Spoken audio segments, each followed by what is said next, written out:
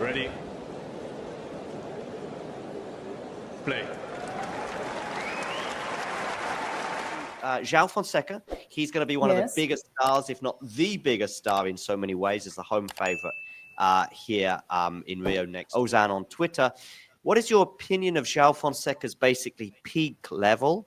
And can he win multiple slams in the future? And if so, which do you think might be his strongest Grand Slam?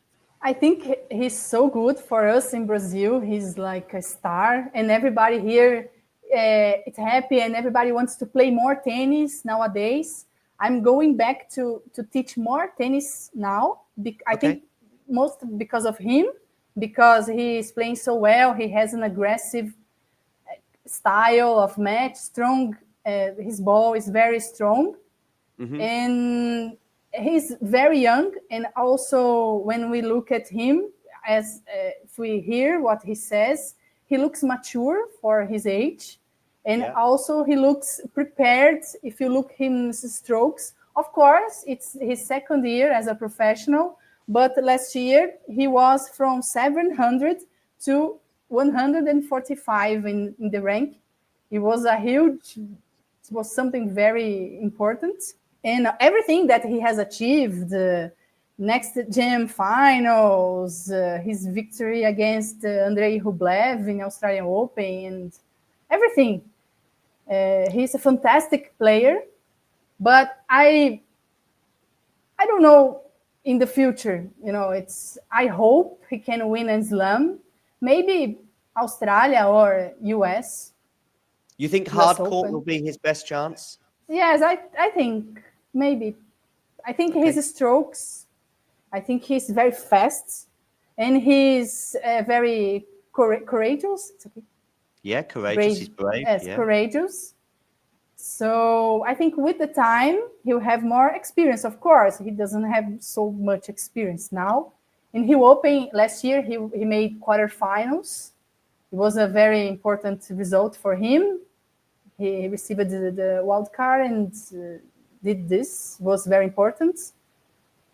But I'm not so sure, because I think with the time, he will be each year better. But we don't know about the future. I hope this will happen. He will win a slam. But it's hard to say. For example, he will win this tournament or the next tournament. Because he's very young, and it doesn't matter if he doesn't win now. He has time. I think in 4 years, maybe if you think like in 4 years, he will be, if nothing happens, if he doesn't have, how can I say, if he doesn't hurt himself, doesn't have some physical problem, if nothing happens, in 4 years, he'll be I think at least top 20. Do you think Joao maybe also, he's following in the footsteps of Gustavo Kuerten, for example, the biggest male player, I would say, in Brazilian men's tennis history at least. Do you think as well that Joao can inspire more, kids across Brazil, for example, right now, and Brazil is growing? Because the comment I can see in English on your Instagram is that maybe the concern is that there's plenty of places to practice, but maybe there's not enough academies to grow as a tennis player in Brazil. I don't know. I think now, yes, of course, we had Guga. He won Roland Garros 3 times, was number 1. But now things are different because of social media. More people are seeing his results. More people will see him playing Joao Fonseca matches. So the impact it's bigger, I think, because it's easier to follow him. And concerning the academies in Brazil, maybe in the future, I don't know if he will keep practicing where he is now, or if maybe Guga is king. Yes, Guga is the king of Roland Garros, of course. He's our hero. He got that win, before the era of Rafa Nadal. Before Nadal. Yeah, before right. Nadal. That was great too. And an example of Guga's appreciation here in Brazil and in Rio, especially. I saw him for a couple of the matches, or at least one matches last year in Rio, and he stood up and waved to the crowd. And honestly, it was the biggest cheer of the day.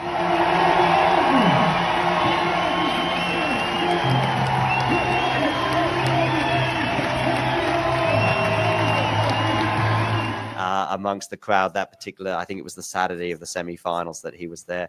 What we are seeing with Joao is some incredible highs at the moment on the main tour. Like Andrei Rublev is clearly the biggest result of his career so far.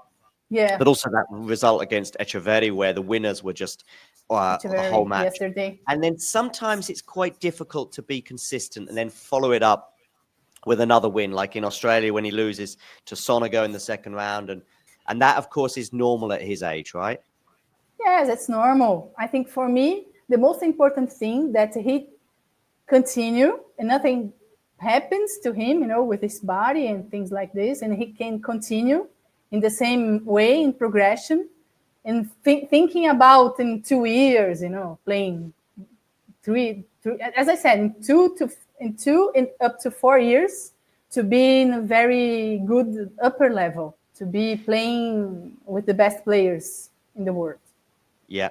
We've spoken to him a few times on the channel. We had an exclusive with him at Surbiton, which is a challenger just before Wimbledon. We interviewed him. And also I've spoken to him myself in a few mixed zones in Estoril, for example, last year for the ATP 250. And he does seem to be very mature for his age. Yes, what I've heard for his interviews is that he's very mature. And it seems like he doesn't feel so much pressure, because in Brazil, everybody, everywhere you go, they're talking about him. And people sometimes are not so nice, if he loses, for example, they say something not good. Like, really? No, for example, for Beatriz Haddad Maia, if she doesn't win, it's a problem because she's the only woman the best women of Brazil that's in the top 20. There's nobody else. So all the attentions are for her. All the attention's for her. And for Joao Fonseca, everybody's talking about him. So it's difficult because there's not so many players people can watch here thinking of they will be very good. Of course, we have other players, Thiago Wilde, of course, Thiago Monteiro. There's Laura Pigossi, Luiz Stefani, Carolina Meligeni. Of course, there are other players. They're good. But nowadays, it's only Joao Fonseca they want to talk about. It's difficult to keep this to yourself. All the country is, the hope of the country is me, he maybe thinks. And it seems like he's okay with that. He's dealing with all this pressure and he's okay. Absolutely. I in Estoril last year, he lost to a British player, Jan Huinski. But his interview, we spoke to him in the mixed zone afterwards, and I remember both my colleague Damien and myself, the biggest thing was his maturity. He's like, listen, I'm not going to win every match. This is all part of the journey. As you can see, some of the things I'm showing on the screen from last year. He just understood that as I've said, here we go. Joao Fonseca shows a lot of maturity despite loss to Huinski. And that is maybe arguably almost as impressive as the forehand that we know is so good for him. It's so fast. My God. Yesterday I was watching his match against Echeverri yesterday. My God. The ball was so fast. It was amazing. Maybe, as Sean on YouTube highlights here, one of the things that he will have to sort of always have to deal with is when he's got these big weapons, such as the forehand, that's going to be quite difficult to know when to use it. He's going to have to think a little bit. Like with all the weapons that Carlos has, sometimes I think, it's almost that he's got too many weapons. And so Joao's going to have to think about that. But at the moment, his progress is going just perfectly. Renata, can you tell us anything about Joao's background, like in terms of as a kid, where he comes from? I know he's from Rio. In Rio, they use the word carioca as a sort of a name. He's from Rio. I don't know so much about him. I know that he won US Open as a junior in 2023, and he was #1 in juniors. But I didn't remember so much of him playing. So. It's funny because I've spoken to quite a few Brazilians that work in tennis as well, and they say the same. They're not even I think his club that he grew up in was a pretty exclusive one in Rio, but it wasn't like he was practicing at the Jockey Club where they have the tournament, or it wasn't like he was practicing in Lema, which is a club that I'm familiar with.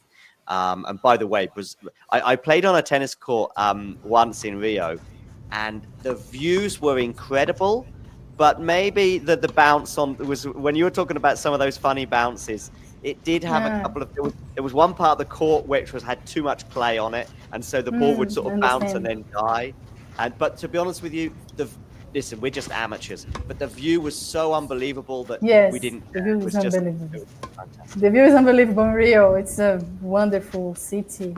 Amazing It is a wonderful city, yeah. And I know, of course, you're based in Sao Paulo, but we look forward to having you in Rio again someday soon. Listen, Renata, I said to you we might speak for 15 minutes, 20 minutes, or 30. It's been over 45. I want to say a big thank you for joining us on Talking Tennis today.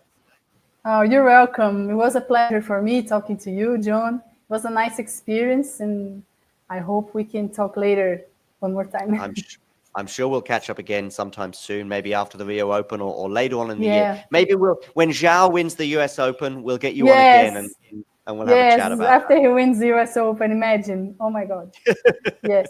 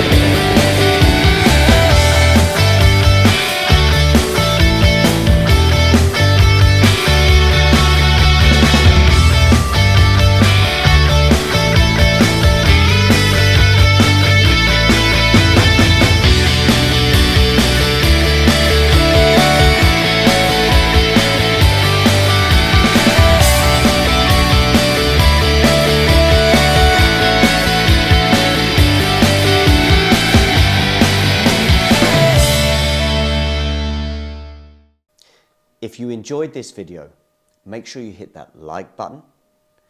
Don't forget to subscribe and click that notification bell so you don't miss out on all things tennis.